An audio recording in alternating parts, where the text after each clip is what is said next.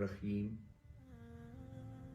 میرے عزیز بھائیوں، بہنوں، عزیزوں، بچوں، السلام علیکم۔ میں آج آپ سے مخاطب ہوں کرونا وائرس کے حوالے سے جو یہ وبا اس ملک میں پھیلتی جا رہی ہے، اس کا تدارک کرنا ہے۔ سب سے پہلے میں یہ سمجھتا ہوں کہ ہمیں توبہ استغفار کرنی چاہیے۔ استغفر اللہ، استغفر اللہ، استغفر اللہ۔ اللہ تعالیٰ کو استغفار سب سے زیادہ پسند ہے۔ ہمیں اپنے گناہوں کی معافی مانگنی چاہیے اور اللہ تعالیٰ سے ہدایت کی دعا کرنی چاہیے کہ اے اللہ تعالیٰ ہم سب کو ہدایت نصیب کر، اور اے اللہ اپنے فضل سے خانہ کعبہ اور مدینہ منورہ کی مساجد کو آباد کر دے۔ اے اللہ ہم پر رحم فرما، ہم پر کرم فرما۔ ہم توبہ کرتے ہیں اپنے گناہوں کی، اے اللہ ہماری توبہ قبول فرما۔ حکومت کی جو احکامات ہیں ان پر عمل کرنا ہم سب کا فرض ہے، لازم ہے۔ ہمیں اپنے آپ کو گھروں میں محدود کر لینا چاہیے، غیر ضروری طریقے سے ہمیں باہر نہیں جانا چاہیے۔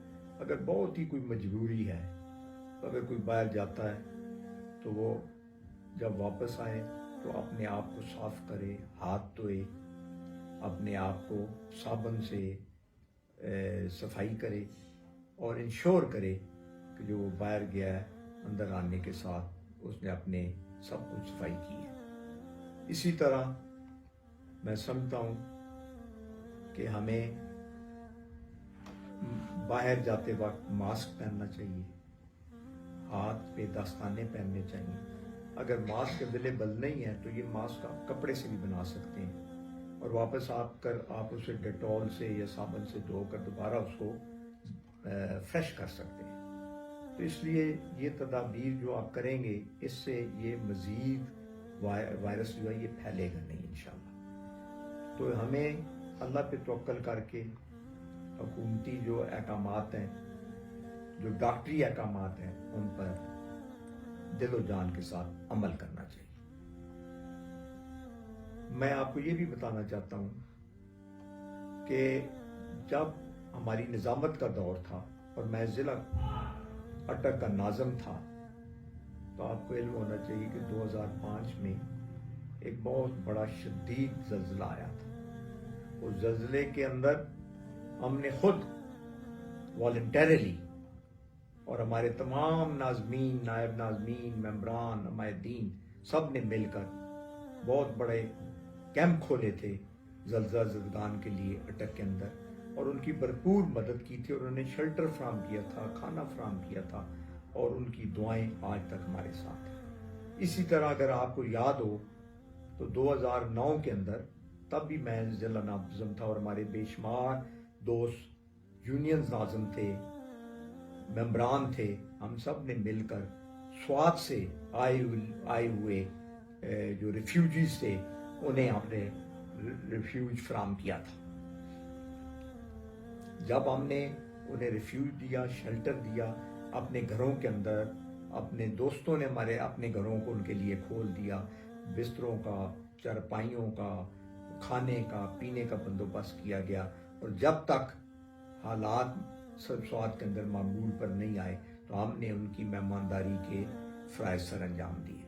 تو اس سے ایک بہت لوگوں کو حوصلہ بھی ملا اور اس سے لوگوں کی دعائیں بھی ہمیں ملی، اور لوگ آج تک، سوات کے وہ لوگ آج تک ہمارے ساتھ رابطے میں اور ہمیں دعائیں دیتے ہیں۔ اسی طرح میں سمجھتا ہوں کہ اگر حکومت نے یہ ادارے توڑے نہ ہوتے تو آج یہ ادارے مل کر کام کر سکتے تھے، لیکن میں اپنے تمام ناظمین جو پرانے ہیں، نائب ناظمین، ممبران، یونین کونسل کے چیئرمین حضرات، چیئر پرسن صاحبہ جو ہے، اس سے ان سب سے میں یہ اپیل کروں گا کہ آپ سب مل کر ان لوگوں کا خیال کریں جو کرونا کی وجہ سے پریشانی کے اندر مبتلا ہیں۔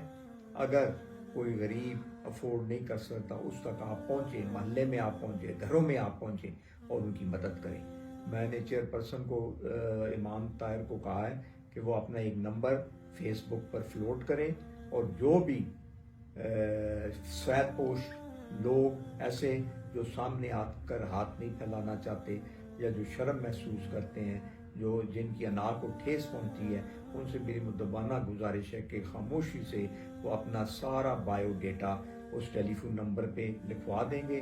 انشاءاللہ تعالی اللہ کے فضل و کرم سے جو کچھ بھی حیثیت کے مطابق ان کو دینا ہوگا، خوراک کی حوالے سے، ادویات کے حوالے سے، باقی ضروریات زندگی کے حوالے سے، خاموشی سے ان کے گھروں میں پہنچا دیا جائے گا۔ کسی دوسرے کو انشاءاللہ تعالی اس کا پتہ بھی نہیں چلے گا۔